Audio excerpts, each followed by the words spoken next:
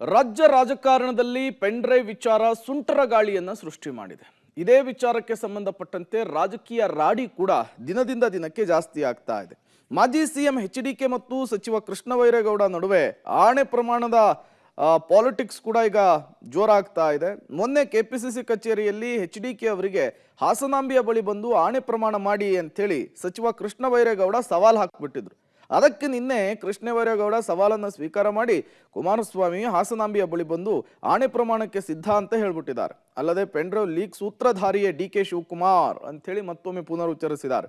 ಅವರನ್ನ ಜೊತೆ ಕರೆದುಕೊಂಡು ಬನ್ನಿ, ಆಣೆ ಪ್ರಮಾಣ ಮಾಡೋದಕ್ಕೆ ನಾನು ಸಿದ್ಧ ಅಂತ ಸವಾಲ್ ಹಾಕಿದ್ದಾರೆ.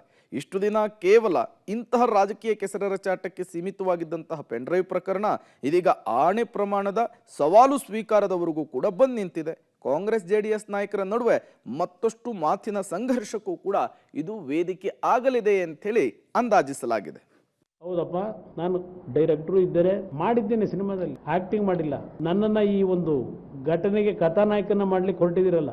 ನಾನು ಕಥಾನಾಯಕ ಅಂತ ಕರೆದಿದ್ದೀರಿ. ಕಥಾನಾಯಕನಿಗೆ ಒಬ್ಬ ಕಳ್ಳನಾಯಕ ಬೇಕಲ್ಲ, ಅವನ್ ನಾಯಕ ಅಂತ ಹೇಳಕ್ಕಾಗಲ್ಲ, ಕಳ್ಳನಾಯಕನೇ. ಕೃಷ್ಣ ಬೈರೇಗೌಡ್ರೆ ಹಾಸನಾಂಬ ಮುಂದೆ ಪ್ರಮಾಣ ಮಾಡ್ತೀರಾ? ಬಾರಪ್ಪ, ಕರ್ಕೊಂಬಾರಪ್ಪ ನಿಮ್ ಲೀಡರ್ನು. ಒಂದು ನಾಗರಿಕ ಸಮಾಜ ತಲೆ ತಗ್ಗಿಸುವಂಥ ಪ್ರಕರಣ ಇದು. ನನ್ನ ಉದ್ದೇಶ, ನನ್ನ ಗುರಿ ಇಷ್ಟೇ, ತಪ್ಪು ಮಾಡಿದವರಿಗೆ ಶಿಕ್ಷೆ ಆಗಬೇಕು. ಅವ್ರು ಯಾವ ಪಕ್ಷಕ್ಕೆ ಸೇರಿರಲಿ, ಯಾವ ಮನೆಗೆ ಸೇರಿರಲಿ, ಯಾರೇ ಆಗಿರಲಿ, ತಪ್ಪು ಮಾಡಿದವರಿಗೆ ಶಿಕ್ಷೆ ಆಗಬೇಕು. ಅದರ ಮೇಲೆ ನಮ್ಮ ಲಕ್ಷ್ಯ ಇರಬೇಕು, ಅದರ ಕಡೆಗೆ ನಮ್ಮ ಗುರಿ ಇರಬೇಕು. ಅದನ್ನು ಬಿಟ್ಟುಬಿಟ್ಟು ಇದರಲ್ಲಿ ರಾಜಕೀಯ ಬೆರೆಸೋದು ಸೂಕ್ತ ಅಲ್ಲ ಅನ್ನುವಂಥದ್ದು ನನ್ನ ನಿಲುವನ್ನು ನಾನು ರೀಟ್ರೇಟ್ ಮಾಡ್ತಾ ಇದ್ದೇನೆ. ಇದನ್ನು ನಾವು ವಿಷಯಾಂತರ ಮಾಡೋದು ಬೇಡ ಅಂತೇಳಿ ಯಾರೋ ನನ್ನ ಮೇಲೆ ವೈಯಕ್ತಿಕವಾಗಿ ಏನೇನೋ ಆರೋಪ ಮಾಡ್ತಾರೆ ಅಂತ ನಾನು ಅದಕ್ಕೆ ಟ್ರ್ಯಾಪಿಗೆ ಬೀಳೋನಲ್ಲ. ಅದು ಪರ್ಫೆಕ್ಟ್ ಟ್ರ್ಯಾಪ್, ಅದು ವಿಷಯಾಂತರ ಮಾಡಲಿಕ್ಕೆ.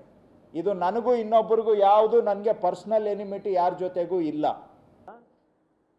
ಒಂದು ದಿನ ಬಂದು ನನ್ನ ಹತ್ರ ಈ ರೀತಿ ರಾಜ್ಯ ರಾಜಕಾರಣದಲ್ಲಿ, ರಾಜಕೀಯದಲ್ಲಿ ಈ ಆಣೆ ಪ್ರಮಾಣದ ಪಾಲಿಟಿಕ್ಸ್ ಹೊಸ್ತೇನೂ ಅಲ್ಲ.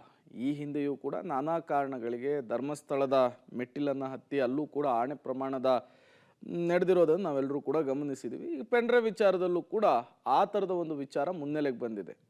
ಇದು ಈ ಸಂಘರ್ಷ, ರಾಜಕೀಯ ಸಂಘರ್ಷ ಎಲ್ಲಿಗೆ ಹೋಗಿ ನಿಲ್ಲುತ್ತೆ, ಮತ್ತೇನೆಲ್ಲ ಬೆಳವಣಿಗೆಗಳಾಗುತ್ತೆ ಅನ್ನೋದು ಈಗಿರುವಂತಹ ಪ್ರಶ್ನೆ.